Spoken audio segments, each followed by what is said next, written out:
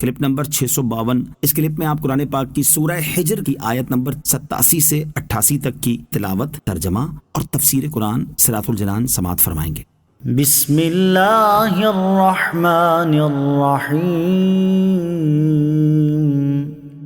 ترجمہ: اللہ کے نام سے شروع جو نہایت مہربان رحمت والا ہے۔ وَلَقَدْ آتَيْنَاكَ سَبْعًا مِّنَ الْمَثَانِي وَالْقُرْآنَ الْعَظِيمَ۔ ترجمہ: اور بے شک ہم نے تمہیں 7 آیتیں دی جو بار بار دہرائی جاتی ہیں اور عظمت والا قرآن دیا۔ وَلَقَدْ آتَيْنَاكَ سَبْعًا مِّنَ الْمَثَانِي، اور بے شک ہم نے تمہیں 7 آیتیں دی جو بار بار دہرائی جاتی ہیں۔ اس سے پہلی آیت میں اللہ تعالیٰ نے اپنے حبیب علیہ الصلوۃ والسلام کو کفار کی اذیتوں پر صبر کرنے کا حکم دیا تھا، جبکہ اس آیت میں اللہ تعالیٰ نے ان عظیم نعمتوں کا ذکر فرمایا ہے جو اس نے صرف اپنے حبیب علیہ الصلوۃ والسلام کو عطا فرمائیں، کیونکہ انسان جب اللہ تعالیٰ کی طرف سے ملی ہوئی کثیر نعمتوں کو یاد کرتا ہے تو اس کے لیے اذیتیں پہنچانے والوں سے درگزر کرنا اور سختیوں پر صبر کرنا آسان ہو جاتا ہے۔ 7 مثانی سے کیا مراد ہے؟ اس آیت میں 7 آیتوں سے مراد سورہ فاتحہ ہے، جیسا کہ صحیح بخاری کی اس حدیث میں ہے جو حضرت سعید بن معلا رضی اللہ تعالی عنہ سے روایت ہے۔ رسول اللہ صلی اللہ تعالی علیہ وسلم نے ارشاد فرمایا، الحمدللہ رب العالمین، یعنی سورہ فاتحہ ہی 7 مثانی اور قرآن عظیم کے تمام علوم کی جامع ہے جو مجھے عطا فرمایا گیا۔ اور سنن ترمذی کی اس حدیث میں ہے جو حضرت ابو ہریرہ رضی اللہ تعالی عنہ سے روایت ہے، نبی اکرم صلی اللہ تعالی علیہ وسلم نے ارشاد فرمایا، الحمدللہ، یعنی سورہ فاتحہ ام القرآن، ام الکتاب، 7 المثانی ہے۔ سورہ فاتحہ کو مثانی کہنے کی وجوہات: سورہ فاتحہ کو مثانی یعنی بار بار دہرائی جانے والی کہنے کی ایک وجہ یہ ہے کہ سورہ فاتحہ نماز کی ہر رکعت میں پڑھی جاتی ہے، اس لیے اسے مثانی فرمایا گیا۔ دوسری وجہ یہ ہے کہ سورہ فاتحہ اللہ تعالیٰ اور بندے کے درمیان تقسیم کی گئی ہے، اس کے پہلے نصف میں اللہ تعالیٰ کی حمد و ثنا ہے اور دوسرے نصف میں دعا۔ تیسری وجہ یہ ہے کہ یہ سورت 2 مرتبہ نازل ہوئی، پہلی بار مکے میں اور دوسری بار مدینے میں، اس لیے اسے مثانی یعنی بار بار نازل ہونے والی فرمایا گیا۔ شفا اور قوت حافظہ کا وظیفہ: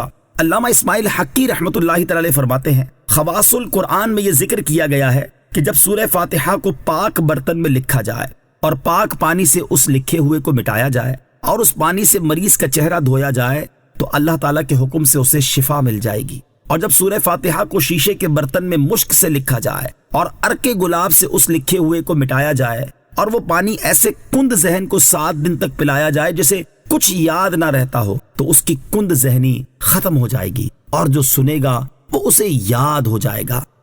لا تمدن عینیک الی ما متعنا به ازواجا منهم ولا تحزن عليهم واخفض جناحك للمؤمنين۔ ترجمہ: تم اپنی نگاہ اس مال و اسباب کی طرف نہ اٹھاؤ جس کے ذریعے ہم نے کافروں کی کئی قسموں کو فائدہ اٹھانے دیا ہے، اور ان کا کچھ غم نہ کھاؤ، اور مسلمانوں کے لیے اپنے بازو بچھا دو۔ لا تمدن عینیک، تم اپنی نگاہ نہ اٹھاؤ۔ اس آیت کا معنی یہ ہے کہ اے انبیاء کے سردار صلی اللہ تعالی علیہ وسلم، ہم نے آپ کو ایسی نعمتیں عطا فرمائیں جن کے سامنے دنیا کی نعمتیں حقیر ہیں، تو آپ صلی اللہ تعالی علیہ وآلہ وسلم دنیا کے مال و متاع سے مستغنی رہیں جو یہودیوں اور عیسائیوں وغیرہ مختلف قسم کے کافروں کو دیا گیا۔ علامہ محمد بن یوسف اندلسی رحمۃ اللہ تعالی فرماتے ہیں، دنیا کے مال و متاع کی طرف نظر کرنے کی ممانعت سے یہ ثابت نہیں ہوتا کہ تاجدار رسالت صلی اللہ تعالی علیہ وآلہ وسلم کی نظر کفار کے مال و دولت کی طرف تھی تو اس سے منع کیا گیا، بلکہ آپ ہمیشہ سے مال کفار سے مجتنب تھے تو اسی طرز عمل پر ثابت قدم رہنے کا فرمایا گیا ہے۔ اور اس آیت میں خطاب اگرچہ نبی کریم علیہ الصلوۃ والسلام سے ہے، لیکن دنیا کے مال و متاع کی طرف نظر کرنے کی ممانعت آپ صلی اللہ تعالی علیہ وآلہ وسلم کی امت کو ہے، کیونکہ جسے قرآن کا علم دیا گیا تو اس کی نظر دنیا کی رنگینیوں کی طرف نہیں بلکہ قرآن میں غور و فکر کرنے، اس کے معنی سمجھنے اور اس میں دیے گئے احکامات کی تعمیل کرنے کی طرف ہونی چاہیے۔ وَلَا تَحْزَنْ عَلَيْهِمْ، اور ان کا کچھ غم نہ کھاؤ، یعنی اے حبیب صلی اللہ تعالی علیہ وآلہ وسلم، آپ اس وجہ سے غمزدہ نہ ہوں کہ وہ ایمان نہیں لائے اور آپ صلی اللہ تعالی علیہ وسلم کی پیروی کرنے والوں کی صف میں شامل نہیں ہوئے، تاکہ ان کے ذریعے کمزور مسلمانوں کو کچھ قوت حاصل ہوتی۔ وَاخْفِضْ جَنَاحَكَ لِلْمُؤْمِنِينَ، اور مسلمانوں کے لیے اپنے بازو بچھا دو، یعنی اے حبیب صلی اللہ تعالی علیہ وآلہ وسلم، آپ مسلمانوں پر رحمت اور شفقت کرتے ہوئے ان کے سامنے تواضع فرمائیں اور ان پر اس طرح رحم فرمائیں جس طرح پرندہ اپنے بچوں پر اپنے پروں کو بچھا دیتا ہے۔ مسلمانوں پر نبی کریم علیہ الصلوۃ والسلام کی رحمت و شفقت،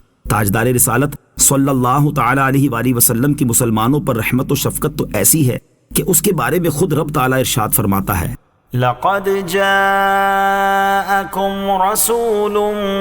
من أنفسكم عزيز عليه ما عنتم حريص عليكم بالمؤمنين رؤوف رحيم۔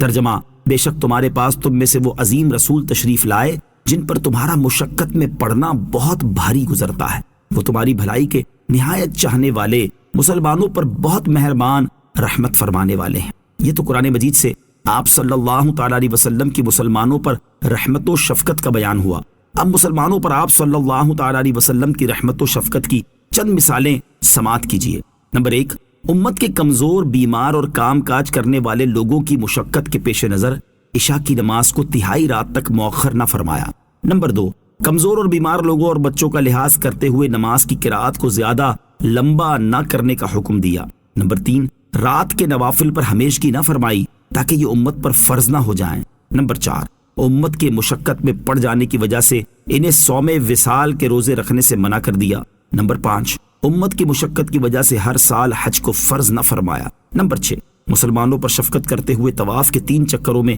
رمل کا حکم دیا، تمام چکروں میں نہیں دیا۔ نمبر 7، تاجدار رسالت صلی اللہ تعالی علیہ وآلہ وسلم پوری رات جاگ کر عبادت میں مصروف رہتے اور امت کی مغفرت کے لیے اللہ تعالیٰ کے دربار میں انتہائی بے قراری کے ساتھ گریہ وزاری فرماتے رہتے، یہاں تک کہ کھڑے کھڑے اکثر آپ علیہ الصلوۃ والسلام کے پائے مبارک پر ورم آ جاتا تھا۔